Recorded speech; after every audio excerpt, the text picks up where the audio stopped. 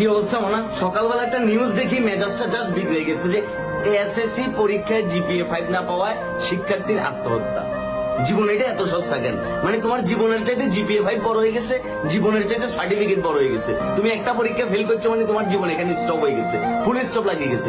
না, তুই মরে গেছো তো এখন কবরে যাই তোমার সাথে পিকনিক হইব, তোমাকে কি আরেকবার সুযোগ দেওয়া হবে যে কি এসএসসি পরীক্ষায় কোন কোন বিষয় খারাপ করছো, কেন তুমি কি জিপিএ 5 পাও না, এটাই লেখার কি আরেকবার সুযোগ দেওয়া হবে?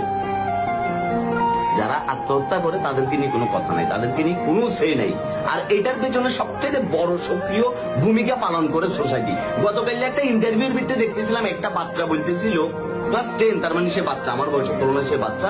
সে বলতেছিল যে সে সারা রাত রেজাল্টের আগের দিন ঘুমাইতে পারে নাই, কারণ যদি সে জিপিএ 5 না পায় তাহলে সোসাইটি কি বলবো। আরে সোসাইটি তো সবচেয়ে বড় চুতিয়া। তুমি জীবনে ভালো কিছু করতে চাও, এই সোসাইটি কখনো তোমাকে অ্যাপ্রিসিয়েট করতে না। কিন্তু তুমি যখনই কোনো ডাক্তার বিক্রি করবা, যখনই উল্টাপাল্টা কিছু করবা, এই সোসাইটি তোমার মিটিং বয়াইব।